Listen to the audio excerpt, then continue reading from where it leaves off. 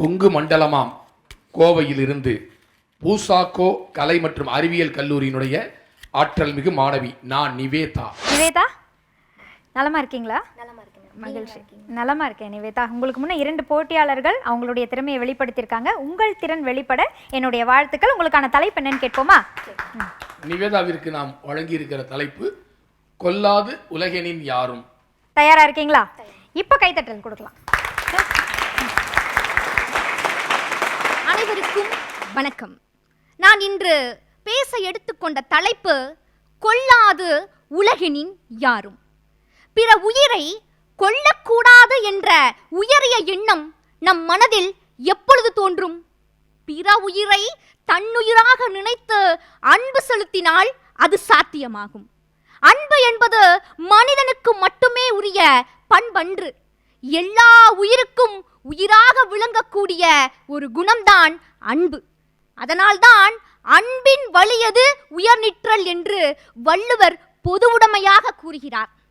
இப்பேருண்மை எங்கும் செயற்கை அறிவும் செயற்கை மோகமும் உடைய இக்காலத்தவருக்கு புரிவது சற்று கடினம்தான். சங்க காலத்திலே ஆய் எயின்யன் என்ற ஒரு மாபெரும் வீரன் பறவை இனங்களை நன்கு வளர்த்து காப்பவன். அவன் ஒரு நாள் போர்க்களத்திலே மாய்ந்து விட்டான். நண்பகல் வேளையது. அவனுடைய உடலை சூரியனுடைய ஒளியானது சிதைத்து கொண்டிருக்கிறது. அதை பார்த்து பருந்து முதலான பறவைகள் தன்னுடைய சிறகுகளை குடை போல விரித்து அவனுடைய உடலை சூரிய ஒளியிலிருந்து காத்ததாம். அதைவிட மேலாக பகலில் கண் தெரியாத கூகை என்ற பறவையினம், ஐயோ, இந்த செய்நன்றி நிகழ்ச்சியிலே கலந்து கொள்ள முடியவில்லையே என்று மனம் வருந்திற்றாம் என்று பரணர் தன்னுடைய 4 பாடல்களில் குறிப்பிடுகிறார். ஆக நம்முடைய சங்ககால தமிழன் பிற உயிர்களோடு எவ்வாறு அன்பும் கருணையுமாய் வாழ்ந்திருக்கிறான் என்பது மிகவும் நாம் சிந்திக்க வேண்டிய விஷயமாகத்தான் இருக்கிறது. மனிதன் எதற்காக பிறந்தான்? உண்டு களித்து உறங்கவா பிறந்தான்? இல்லை. அறிவுடையோருக்கே மக்கட்பேறு என்பது அறிவுடையோர் மட்டும்தான் என்கிறார் திருவள்ளுவர். ஆக அறிவுடையோர் என்பவர் பிறருடைய உயிரின் துன்பத்தை தன்னுடைய உயிரின் துன்பமாக கருதுபவனே அறிவுடையோன் என்று சொல்வதற்கு தகுதி பெற்றவன். ஆனால் இன்று நாம் இந்த உலகில் படைக்கப்பட்ட உயிர்கள் எல்லாம் எனக்காகத்தான் என்று மடைத்தனமாக மனிதன் வீறு பேசிக் கொண்டிருக்கின்றான். ஆனால் அது நிதர்சனமான உண்மை அல்ல. எல்லா உயிருக்கும் தொண்டு செய்து வாழ வேண்டும் என்பதை மனிதன் புரிந்து கொள்ள வேண்டும். வாடிய பயிரை கண்டபோதெல்லாம் வாடினேன் என்று பயிருக்கு உயிரை ஊட்டினார் வள்ளல் பெருந்தகை. தன்னுடைய வறுமையில் கூட தன்னுடைய குடும்பத்திற்கு உணவளிக்காமல் சிட்டுக்குருவிக்கு உணவளித்தார் மகா கவிஞன் பாரதி. மகாத்மா காந்தியடிகள் தன்னுடைய மகன் உடல்நிலை வற்றி உயிரிழந்தாலும் கூட பரவாயில்லை, புலால் மறுத்தலை நான் ஆணித்தரமாக ஆதரிப்பேன் என்று சொன்னார். ஆனால் இன்று நாம் பல உயிர்களை கொன்று கொண்டிருக்கின்றோம். பிற உயிர்களை விட மனிதனே மனிதனை அழித்துக் கொண்டிருக்கின்றான். காரணம் என்ன? பேராசை, வஞ்சம், போட்டி, பொறாமை, நாடுகளை அபகரிக்கும் எண்ணம். இதையெல்லாம் எப்படி வருகிறது? உயிரின் மதிப்பை உணராமதால் தான் வருகிறது. ஆக நாம் மனதை செம்மைப்படுத்த வேண்டும். எவ்வாறு செம்மைப்படுத்த முடியும்? மனிதனுடைய 6 குணங்கள்: பேராசை, சினம், கடும்பற்று, முறையற்ற பால் கவர்ச்சி, உயர்வு தாழ்வு மனப்பான்மை, வஞ்சம். இந்த 6 குணங்களையும் அவன் சீரமைத்தால் பிற உயிர்களை அவன் தன்னுயிராக பாவிக்கும் மனப்பான்மை தனக்குள்ளேயே வந்துவிடும். மனிதன் பழக்கத்திற்கும் விளக்கத்திற்கும் இடையே போராடி கொண்டிருக்கின்றான். காக்கை குருவி எங்கள் ஜாதி, நீல் கடலும் மலையும் எங்கள் கூட்டம் என்று பாரதியார் அனைத்தையும் தன்னுடைய உயிராக கருதினான். ஆனால் இன்று நாம் சுயநலத்திற்காக பாகிஸ்தான் இந்தியாவிலே சிந்தூர் நடவடிக்கையிலே சிந்தூர் போர் நடந்தது. காசாவில் நடந்த போரால் பல்லாயிரக்கணக்கான குழந்தைகள் வறட்சியால் இறந்தன. சற்று சிந்தித்து பார்க்க வேண்டும். ஆக கோயிலுக்கு சென்றால் ஆறுதல் கிடைக்கும். ஐயன் திருவள்ளுவரின் திருக்குறளை படித்தால் நம்முள் மாறுதல் கிடைக்கும் என்று கூறி விடைபெறுகிறேன். நன்றி, வணக்கம். நிவேதா, உங்களுடைய பேச்சில் அந்த உடல் மொழி அப்படின்னு சொல்லுவோம் பார்த்தீங்களா, அந்த உடல் மொழி ரொம்ப நல்லா இருந்தது. எடுத்துக்கொண்டிருக்கிற தலைப்புக்கு இன்னும் செய்திகள் தேவைப்பட்டிருக்குமோ அப்படிங்கிறது என்னுடைய கருத்து. காக்கை குருவி எங்கள் ஜாதி, நீல் கடலும் மலையும் எங்கள் கூட்டம், நோக்கும் திசையெல்லாம் நாமன்றி வேறில்லை, நோக்க நோக்க களியாட்டம் சொன்னீங்களே, நோக்கும் திசையெல்லாம் தரவுகள் கிடைக்கின்றன. தேர்ந்தெடுத்து அடுத்த போட்டியில் இன்னும் சிறப்பாக பேசலாம். வாழ்த்துகள். நன்றி. எண் 9. இந்த 9ஆம் எண்ணிற்குரிய போட்டியாளரினுடைய பெயர்? மீ சங்கர், சௌராஷ்டிரா கல்வியியல் கல்லூரி, வீரபாண்டி, தேனி. வணக்கம் சங்கர். வணக்கம். உங்களுக்கான தலைப்பு என்னன்னு கேட்போமா? தெரிஞ்சுக்கலாம். சங்கர், உங்களுக்கு அருமையான நல்ல தலைப்பு. செங்கோன்மை என்ற அதிகாரத்தில் தன்பதத்தான் தானே கெடும் என்கிற நல்ல தலைப்பு. சிறப்பாக உரையாற்று. அவர் இருக்க நிலையை பார்க்கும்போது மிக தயாரா வந்திருக்காரு. ஒரு அரங்கம் நிறைந்த கைத்தட்டல் அவர் கொடுத்துடலாம் சங்கர். அனைவருக்கும் ஆள பிறந்தவர்கள் சாலச் சிறந்தவர்களாக திகழ வேண்டும் என்பது தமிழரின் அரசறம். நெல்லும் உயிரஞ்சே நீரும் உயிரஞ்சே மன்னன் உயிர்த்தே மலர்தலை உலகம் என்பது தமிழ் மரபு. யானைப்படை, குதிரைப்படை, காலாட்படை, தேர்ப்படை என 4 வகை படை கொண்டு நீ சென்றாலும் முதலில் நீ எடுத்துச் செல்ல வேண்டியது, முன்னெடுத்துச் செல்ல வேண்டியது அறம்தான் என்று அறிவுறுத்துகிறது புறப்பாட்டு. இவ்வாறு மிக பெரும் அறிஞர் பெருமக்களும் புலவர்களும் அரசனுக்கு அறிவுரை சொல்லும் பொருட்டு எழுதப்பட்ட சங்க இலக்கியங்கள் அனைத்தும் செவியறி உருவு என்னும் துறையின் கீழ் வரும். இந்த செவியறி உருவு என்னும் துறையை அடிப்படையாக கொண்டு எழுதப்பட்ட ஒரு திருக்குறள் தான் என்பதத்தான் ஓரா முறை செய்யா மன்னவன் தன்பதத்தான் தானே கெடும். இதன் பொருள், முறை வேண்டினார்க்கு எளிதில் காட்சி கொடுத்து அவர்கள் கூறியவற்றை நூலாரோடு ஆராய்ந்து முறை செய்யா மன்னவன் தன் நிலையிலிருந்து இறங்கி தானே கெடுவான் என்பது பொருள். இதில் எனக்கு தலைப்பு 2வது வரி, தன்பதத்தான் தானே கெடும். ஒருவன் தன் நிலையிலிருந்து இறங்கி தானே கெடுவான் என்பதாகும். இதை வரலாற்றின் வழி நின்று உங்களுக்கு நான் விளக்க விரும்புகிறேன். கிபி 1774ஆம் ஆண்டு அரசனாக பொறுப்பேற்ற 16ஆம் லூயி மக்களினுடைய சிக்கல்களுக்கு தலை சாய்க்காமல் தெய்வீக உரிமையியல் கோட்பாட்டிலே நாட்டம் கொண்டு தன்னுடைய மனைவியின் கட்டுப்பாட்டில் செல்வாக்கில் முழுமையாக கட்டுப்பட்டு கிடந்தபோது நாட்டிலே புரட்சி வெடிக்க இறுதியாய் மக்களை நோக்கி 16ஆம் லூயினுடைய மனைவி மேரி அன்டாய்னட் சொன்ன வார்த்தை என்ன தெரியுமா? If the people have no bread let them eat cake. மக்களே, நீங்கள் சாப்பிடுவதற்கு பழுக்கள் என்னும் ரொட்டி துண்டுகள் இல்லை என்று சொன்னால் இனிப்பு அப்பம் என்னும் கேக் சாப்பிடுங்கள் என்றார். இந்த அறமற்ற வாக்கியம்தான் எதிரிகளே இல்லாமல் 16ஆம் லூயியையும் அவருடைய மனைவி மேரி அன்டாய்னட்டையும் மக்களே சிரச்சேதம் செய்து கொள்ளப்பட காரணமாயிற்று. தாம் எடுக்கக்கூடிய நடவடிக்கைகள் மக்களுக்கு எதிராக திரும்பும் போது தானும் தன்னுடைய அரசும் வீழ்ந்து போகும் என்பதற்கு அன்றைய இந்திய பெருந்தேசத்தை ஆண்ட டெல்லி சுல்தானியத்தினுடைய அரசன் துக்ளக் மரபின் முகமது பின் துக்ளக் மிகச்சிறந்த எடுத்துக்காட்டு. முகமது பின் துக்ளக் முதல் முறையாக தன்னுடைய தலைநகரை டெல்லியிலிருந்து தௌலதாபாத்திற்கு மாற்றுகிறார். இந்த மாற்றத்தின் போது, இடப்பெயர்வின் போது எத்தனையோ மக்கள் தன்னுடைய உயிரை நீத்து இன்னல்களுக்கு ஆளாகின்றனர். 2வதாக தங்கம் வெள்ளி நாணயங்களுக்கு பதிலாக தாமிர நாணயங்களை வெளியிடுகிறார். இதனால் நாணயத்தினுடைய மதிப்பு குறைகிறது. காரணம், பொதுமக்களும் வியாபாரிகளும் தாங்களே தம்முடைய தாமிர நாணயங்களை உற்பத்தி செய்ய தொடங்க பொருளாதாரம் கடும் சரிவை சந்திக்கிறது. இறுதியாக விவசாயிகளின் அடிவயிற்றிலே கை வைக்கிறார். என்ன செய்தார் தெரியுமா? கங்கை யமுனை நதிகளுக்கு இடைப்பட்ட பகுதியான தோ ஆப்பிலே அதிகப்படியான நிலவரியை விதிக்கிறார். விவசாயிகள் கிளர்ச்சியில் இறங்க அவர்களை படைகளை கொண்டு இவர் அடக்க முற்பட இது விவசாயிகளை மேலும் கோபத்திற்குள்ளாக்குகிறது. இறுதியாக இது போன்ற தவறான நடவடிக்கைகளால் துக்ளக் மரபும் முகமது பின் துக்ளக்கும் வீழ்ந்து போக அவரே அதற்கு காரணமாகிறார். நான் மேற் சொன்ன 2 எடுத்துக்காட்டுகளிலும் அரசன் தன்னுடைய தவறின் காரணமாக மக்களாலோ சூழ்நிலைகளாலோ தண்டிக்கப்படுகிறான். ஆனால் உலக வரலாற்றிலேயே தான் வழங்கிய தவறான தீர்ப்பின் காரணமாக மனமுடைந்து தன்னுடைய அரச மரபிற்கு களங்கம் ஏற்பட்டதை எண்ணி உயிர் துறந்த வரலாறு தமிழினத்திற்கு மட்டுமே உண்டு. தாழ்ந்த குடையன் தளர்ந்த செங்கோலன் பொன்சை கொல்லன் தன் சொற் கேட்ட யானோ அரசன் யானே கல்வன் மண்பதை காக்கும் தென்புலம் என் முதற் பிழைத்தது கெடுகையன் ஆயுள் என பாண்டிய நெடுஞ்செழியன் உயிர் துறந்தான் என்கிறது சிலப்பதிகாரம். வள்ளுவரினுடைய சிறப்பு எது தெரியுமா? 2000 ஆண்டுகளுக்கு முன்பு எழுதப்பட்ட கருத்தியல் தற்கால நிகழ்வோடும் பொருந்தி போவதுதான். அதற்கு எடுத்துக்காட்டு அண்மையில் இலங்கை தேசத்தில் வெடித்த மக்களினுடைய புரட்சி.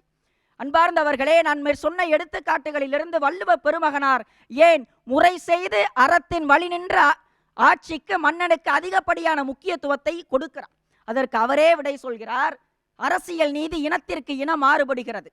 இத்தாலிய சாணக்கியன் என்று அழைக்கப்பட்ட மாக்கியவல்லியினுடைய தி இளவரசன் என்கின்ற புத்தகத்திலே அவர் பதிவு செய்கிறார். ஒரு இளவரசன் ஒரு விலங்கினுடைய குணத்தை கற்க வேண்டுமானால் அது சிங்கமா குள்ளநரியா என்பதை அவன்தான் முடிவு செய்ய வேண்டும் என்கிறார். ஆனால் வள்ளுவ பெருமகனார் ஒரு அரசனுக்கும் ஒரு இளவரசனுக்கும் சொன்ன இலக்கணமே வேறு. முறை செய்து காப்பாற்றும் மன்னவன் மக்கட்கு இறையென்று வைக்கப்படும் என்று எழுதுகிறார் வள்ளுவ பெருமகனார். அன்பார்ந்தவர்களே, உயரறிவு கொண்ட அன்பர்களே, நன்றாக சிந்தித்து பாருங்கள். மாக்கியவள்ளி அதிகார மையத்தின் உச்சத்தில் இருக்கும் அரசனை கீழ்நிலைக்கு இழுக்குகிறார். ஆனால் வள்ளுவ பெருமகனாரோ மனித நிலையில் இருக்கும் அரசனை இறை உயரத்திற்கு மேலேற்றுகிறார். இந்த பொருண்மை அரசனுக்கு மட்டுமல்ல, அனைத்து சாமானியனுக்கும் பொருந்தும் என்று சொல்லி, என்பதத்தான் ஓரா முறை செய்யா மன்னவன் தன்பதத்தான் தானே கெடும், அது வள்ளுவரின் அன்றைய வாக்கு. ஆனால் சாமானியனுக்கான இன்றைய வாக்கு, அறம் தவறிச் செல்வோன் தன்பதத்தான் தானே கெடும். நன்றி, வணக்கம். வாழ்த்துக்கள். உங்களுக்கான வாழ்த்துகள் என்ன நம்மளுடைய நடுவர் அவர்கள் கொடுக்க போறாங்கன்னு கேட்டு தெரிஞ்சுக்கலாம். ஐயா, இந்த வீரபாண்டி அந்த ஊர்லேருந்து வந்தாலே அந்த கட்டபொம்மன் மாதிரி அது ஒரு வீரம் தானாக வருதுன்னு நினைக்கிறேன். அப்படி தான் உங்களுக்கு வந்திருக்கு. ரொம்ப சிறப்பான பேச்சு. எவன் ஆட்சி செய்ய வேண்டும் என்று நினைக்கிறானோ அவன் காதுகளையும் இதயத்தையும் திறந்து வைத்திருக்க வேண்டும். மிக எளிதாக கிடைக்க வேண்டும். அது இன்னும் வள்ளுவர் சுருக்கி சொல்லணும்னா, ஆளுமை என்பது அரசு மட்டுமில்லை, இல்லம் கூட அப்படி தான், பண்பு கூட அப்படி தான். எவன் ஆளுகிறானோ, நம்ம வீட்டில் யார் ஆளுகிறாங்க? பெண்கள். பெண்கள் தான் பெண்களின் நிர்வாகத்தை ஆளுகிறாங்க. அப்போது அரசன் இடத்துல பெண்களை வைங்க. அப்போ எப்படின்னா, பெண்கள் சொன்னால் கொஞ்சம் காது கொடுத்து கேளுங்க என்று வள்ளுவர் அரசனை சொல்லுற மாதிரி சொல்லி பெண்களுக்கும் சொல்லியிருக்கார். நான் அப்படி தான் எடுத்துக்கிறேன். மிகச்சிறந்த இந்த பேச்சின் மூலமாக நீங்கள் இன்னும் எளிமையாக மக்களோடு சேர்ந்து உங்களுடைய வாழ்க்கையும் சொல்லாண்மையும் செய்து கொண்டு போனால் மிகச்சிறந்த தமிழகத்தில் இந்த ஸ்ரீராம் நிறுவனம் ஒரு சிறந்த பேச்சாளரை அடையாளம் காட்டியிருக்கிறேன்னு தான் நினைக்கிறேன். சங்கர் உடைய பேச்சு பல இலக்கியங்களை எங்களுக்கெல்லாம் நினைவூட்டுகிற பேச்சாக அமைந்திருக்கிறது. நாடென்ப நாடா வளர்த்தன நாடல்ல நாட வளர்ந்திரு நாடு, இயற்றலும் ஈட்டலும் காத்தலும் காத்த வகுத்தலும் வல்லது அரசு. ஒரு அரசாங்கம், படை, குடி, கூழ், அமைச்சு. வள்ளுவம் ஒரு கடலுங்க. அந்த கடலிலே நீந்தி கடப்பதற்கு நம்மால் இயலாது. வாழ்த்துக்கள். வாழ்க வளமுடன். மிக முக்கியமா வள்ளுவத்தை இந்த காலகட்ட வாழ்வியலோடு பொருத்தி கூறிய நடுவர்களுக்கு எங்களுடைய மனமார்ந்த நன்றி. மனம் நிறைந்த வாழ்த்துக்களோடு அடுத்த எண் 2. நன்றி. எண் 2ற்குரிய போட்டியாளர் யார் என்று கண்மணி அவர்கள் அறிவிப்பார். காஞ்சிபுரத்தில் ஸ்ரீ சங்கரா கலை மற்றும் அறிவியல் கல்லூரி ஏனாத்தூர் சே சுபாஷினி அவர்கள். வாங்க. வணக்கம் சுபாஷினி. நலமா இருக்கீங்களா? போட்டியாளர்களோடு சேர்ந்து போட்டியிட தயாரா இருக்கீங்க. நீங்கள் போட்டியிட வேண்டிய தலைப்பு என்ன அப்படின்றத நம்ம கேட்டு தெரிஞ்சுக்கலாம். அச்சமே கீழ்களது ஆசாரம். ஒரு அரங்கம் நிறைந்த கைத்தட்டல் கொடுத்துடலாம் சுபாஷினிக்கு. வாழ்த்துக்கள். தமிழே செங்கரும்பே செந்தமிழர் சீர்காக்கும் நந்தா விளக்கணைய நாயகியே, முந்தைய மொழிகளுக்கெல்லாம் முத்தவளே, மூவேந்தர் அன்பே, எழில் மகவே, எந்தம் உயிர் தமிழே, உனக்கு என் முதற் வணக்கம், அவையோருக்கு என் அன்புக்கண் வணக்கம். என் பெயர் சே சுபாஷினி, 2ஆம் ஆண்டு ஆங்கிலத்துறை படிக்கும் மாணவி. என்ன ஆங்கிலத்துறை படிக்கும் மாணவி தமிழில் எப்படி பேசுவார், தமிழ் வருமா என்று சந்தேகப்படாதீர்கள். தமிழ் நன்றாகவே வரும். தாருங்கள் தங்கள் செவியை, தலைப்பிற்குள் நுழைகிறேன். அச்சமே கீழ்களது ஆசாரம். அச்சமே கீழ்களது ஆசாரம், எச்சம் அவா உண்டேல் உண்டாம் சிறிது. கயவர்கள் ஒழுக்கமாக நடப்பார் என்றால் அது பெரும்பாலும் அச்சம் காரணமாகவே. கயவர்களுக்கு ஒழுக்கம் இயல்பான ஒன்றல்ல, அவர்களுடைய வாழ்க்கை முறை நேர்மையற்றதாகவே இருப்பதால் அது பெரும்பாலும் அச்சம் நிறைந்ததாகவே தான் இருக்கும். முறை தவறி நடப்பதில் இன்பம் காண்பார்கள். அதனால் அவர்களுக்கு பல வகையான பகைவர்கள் இருப்பார்கள். வலிமை கொண்டவர்களிடம் அச்சம் கொள்வார்கள். தகாத செயல்களை செய்தால் அந்த இடத்தில் அடி உதை ஏற்படும் என்று அஞ்சுவார்கள்.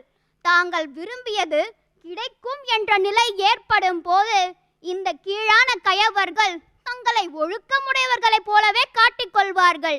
இந்த கீழான கயவர்கள் தங்களை விலைக்கு அடிமையாக இருப்பதை எண்ணி விரைந்து செயல்களை செய்து முடிப்பார்கள். நல் மனிதர் போன்று கயவர்களும் ஒன்று போலவே இருப்பார்கள். நல்லவை அறிந்தவர்களை விட கயவரின் உள்ளம் அவலமின்றி இருப்பதாலும் நினைத்ததை செய்து முடிப்பதாலும் உயர்வானவர்களாக தெரிகின்றார்கள். கயவர்களை உயர்ந்தவன் என்பவன் கீழானவன், கயவர்களை உயர்ந்தவன் என்பவன் கீழானவன். சான்றாக இருப்பான் நல்லவன். கரும்பாக நசுக்கப்படும் கயவர்கள் அச்சத்தை ஆசாரமாக கொள்வார்கள்.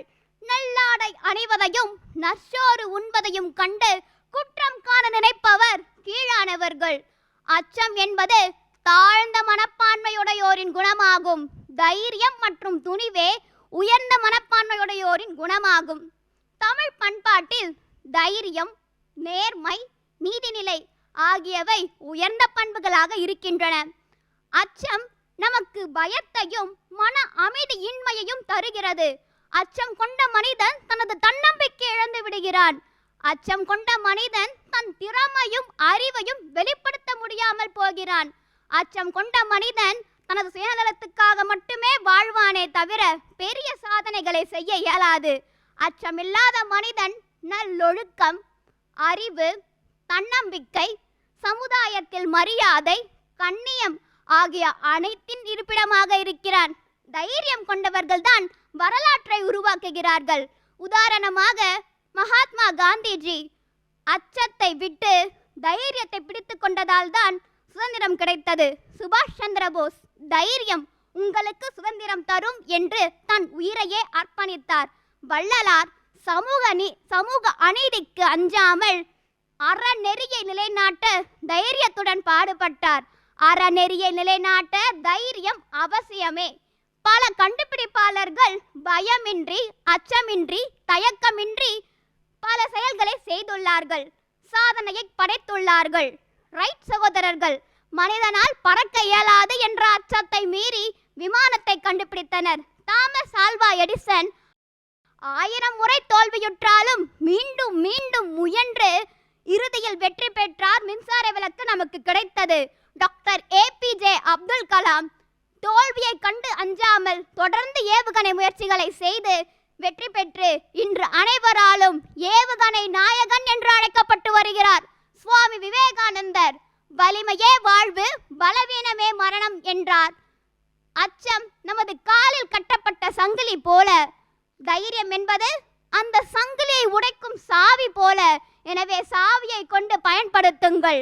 இறுதியாக இந்த இளைய சமுதாயத்தில் ஒரு நல்ல கருத்துடன் என் உரையை முடிவு செய்து கொள்கிறேன்.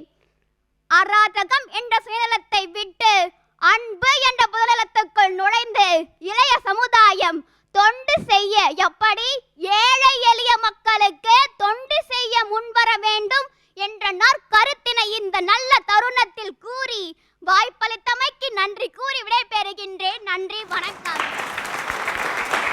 நீங்கள் கொடுக்கக்கூடிய அந்த உறுதிமொழிகள் இது எல்லாமே இளைய சமுதாயத்திடமிருந்து வருகிறது அப்படின்னு நினைக்கும் பொழுது மகிழ்வாக இருக்கின்றது.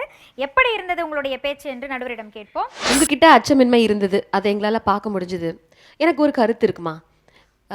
திருக்குறள் வந்து எல்லா தரப்பினருக்கும், முக்கியமாக இந்த இப்போ சத்தமதி பேசினவங்களுக்கு கூட ரொம்ப அரசியல் ரீதியாக, கொள்கை ரீதியாக, நுணுக்கமான ஒரு மன்னன் எப்படி முடிவெடுக்கணுங்கிறதுக்கெல்லாமே கூட குறள்கள் இருக்கும்போது, இந்த குறள் வந்து மாணவர்கள் எல்லாருமே தங்களோட வாழ்க்கையில், ஒவ்வொருத்தரும் தங்களோட வாழ்க்கையில் பயன்படுத்த வேண்டிய, அப்ளை பண்ண வேண்டிய ஒரு குறள்னு எனக்கு தோணுது.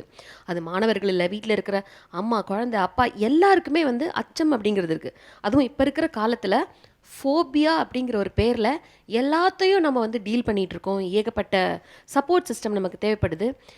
இப்போ நீங்கள் பர்சனலாக ஆர் உங்களுடைய மாணவர்கள் வட்டத்தில் இந்த அச்சத்தை எப்படி உடைச்சிங்க, என்ன அச்சத்தை அப்படி உடைச்சி நீங்கள் உங்கள் தைரியத்தை வெளிப்படுத்தினீங்கிறத ஒரு சொந்த எக்ஸாம்பிள் சொல்ல முடிஞ்சிருந்தா இன்னும் கூட எளிமையாக போய் சேர்ந்துருக்குமோ உங்களோட யங்ஸ்டர்ஸ் பார்க்கும்போது அப்படின்னு எனக்கு தோணுது. இதை யோசிச்சு பாருங்க. சுபாஷினி, ரொம்ப நல்லா பேசுனீங்க. இதற்கு முன்னர் வந்த பேச்சாளர்கள் எல்லாம் நம்ம ஆர்த்தி அவர்கள் கேட்குறப்போ ஒரு பதட்டம் தெரிஞ்சது. அச்சம் இல்லை அப்படிங்கிற தலைப்பை பேசுகிறப்போ அச்சம் இல்லாமல் ரொம்ப அழகாக பேசுனீங்க.